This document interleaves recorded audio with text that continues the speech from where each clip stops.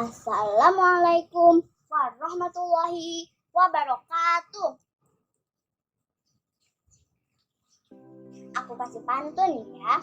Pak Samad jualan tomat, yang beli harus hemat. Kalau kita umat Nabi Muhammad, jawablah salam dengan semangat. Jawab salam sekali lagi ya. Assalamualaikum warahmatullahi wabarakatuh.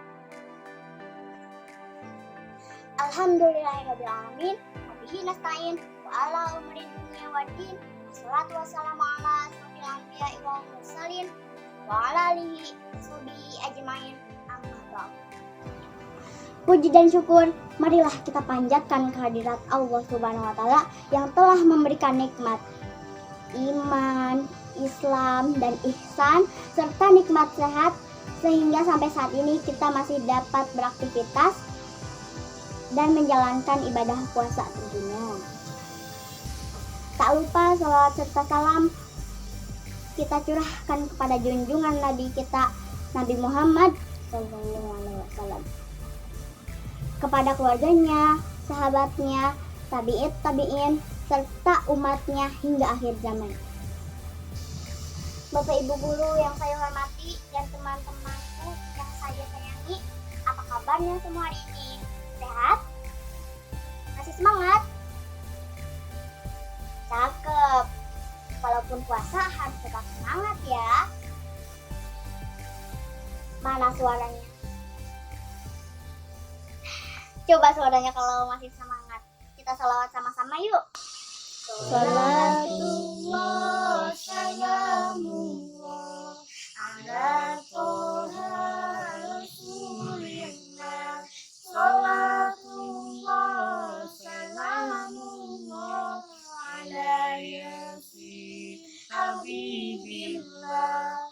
Tawassalna bismillah wabil hadi rasulillah wa kulli mujahidin lillah bi alil badri ya Allah. Teman-temanku yang berbahagia, pada kesempatan yang berbahagia ini, izinkan saya untuk menyampaikan tausiah yang berjudul Kisah Nabi Muhammad SAW dengan pengusaha hidup.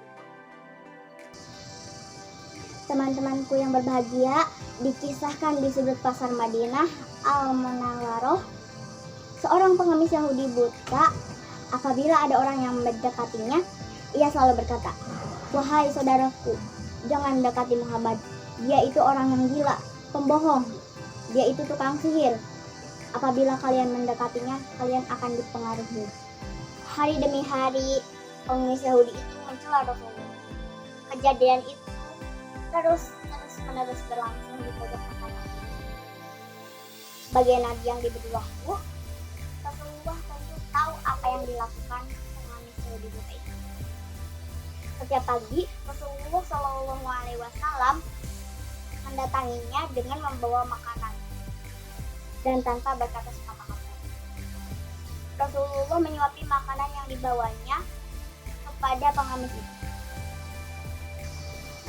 Setiap pagi, Rasulullah SAW mendatanginya dengan membawa makanan dan tanpa berkata sepatah kata pun. Rasulullah menyuapi makanan yang dibawanya kepada pengemis itu. Saat Rasulullah menyuapinya, si pengemis Yahudi itu tetap berpesan agar tidak mendekati orang yang bernama Muhammad. Rasulullah SAW menyuapi pengemis Yahudi itu hingga menjelang beliau wafat. Setelah kewafatan Rasulullah, tidak ada lagi orang yang membawakan makanan kepada pengemis Yahudi itu. Suatu hari, sahabat Nabi Abu Bakar berkunjung ke rumah putrinya Aisyah, yang juga istri Rasulullah. Beliau bertanya kepada putrinya, "Anakku, adakah sunnah Nabi Muhammad yang belum aku kerjakan?" Aisyah menjawab ayahnya, "Wahai ayah, engkau adalah seorang ahli sunnah. Hampir tidak ada satupun sunnah yang belum kau kerjakan, kecuali satu sunnah saja." "Apakah itu?" tanya Abu Bakar. Setiap pagi Rasulullah SAW pergi ke ujung pasar dengan membawakan makanan untuk seorang pengemis Yahudi buta yang berada di sana, kata Aisyah. Keesokan harinya, Abu Bakar pergi ke pasar dengan membawa makanan untuk diberikannya kepada pengemis itu. Abu Bakar mendatangi pengemis itu dan memberikan makanan itu kepadanya. Ketika Abu Bakar mulai menyuapinya, si pengemis marah sambil berteriak, "Siapa kamu?" Abu Bakar menjawab, "Aku orang yang biasa." "Bukan, engkau bukan orang yang biasa mendatangiku," jawab si pengemis buta itu. "Apabila ia datang kepadaku, tangan ini tidak susah untuk memegang dan mulut ini tak susah untuk mengunyah. Orang yang biasa mendatangiku itu selalu menyuapiku, tapi terlebih dahulu dihaluskannya dengan mulutnya. Setelah itu, dia berikan padaku," kata pengemis itu melanjutkan perkataannya. Abu Bakar tidak dapat menahan air matanya.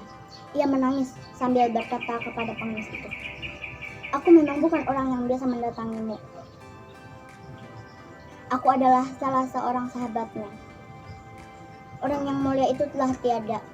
Ia adalah Muhammad Sallallahu Alaihi Wasallam." Setelah pengemis itu mendengar cerita Abu Bakar, ia pun menangis sedih dan kemudian berkata, "Benarkah demikian?